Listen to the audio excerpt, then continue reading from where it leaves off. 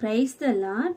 17ஆம் நூற்றாண்டில் வாழ்ந்த பிராங்கி என்ற தேவ மனிதர் ஒரு அனாதை பிள்ளைகளின் விடுதி ஒன்றை துவங்கினார். மிகுந்த பண நெருக்கடி மத்தியிலும் அனாதை பிள்ளைகளின் மேல் கொண்ட இரக்க சிந்தை நிமித்தம் ஜெபித்து விடுதியை நடத்தி வந்தார். ஒரு நாள் செலவுக்கு பணமில்லாத நேரம் ஒரு விதவை பெண் ஒரு தங்க நாணயம் கேட்டு விடுதிக்கு வந்தாள். தன் நிலையை எடுத்து சொல்லி, உனக்கு உதவி செய்ய முடியாது என்று பிராங்கி கூறினார். அந்த விதவை அழ ஆரம்பித்து விட்டாள். பின்னர் தேவனால் ஏவப்பட்டு பிராங்கி ஒரு தங்க நாணயத்தை கொடுத்தார். சில நாட்களுக்கு பின்பு தன் நண்பர் ஒருவரிடமிருந்து 12 நாணயங்கள் வந்தது.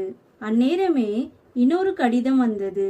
அதில் அந்த தேசத்தின் இளவரசர் இவருடைய சேவையை பாராட்டி 500 தங்க நாணயம் தருவதாகவும் அதை வந்து வாங்கிக் கொள்ளும்படியாகவும் எழுதியிருந்தது.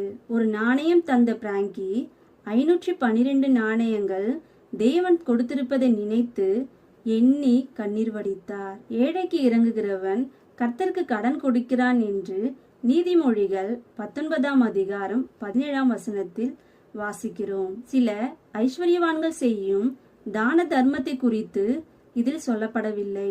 கொடுக்கிற இருதயம் உள்ள ஒரு ஏழையிடம் கூட தேவையுள்ள ஒரு மனிதரை தேவன் அனுப்புவார். அப்படி கொடுக்கும்போது தேவன் ஆசீர்வதிக்கிறார். ஆகவே இருந்தால் கொடுப்போம் என்று எண்ணாமல் எப்போதும் கொடுப்பதற்கு நாம் இருதயத்தை பக்குவப்படுத்துவோமாக. நம்மிடமிருந்து எதையும் பிடுங்க வேண்டும் என்பது தேவனுடைய சித்தம் அல்ல.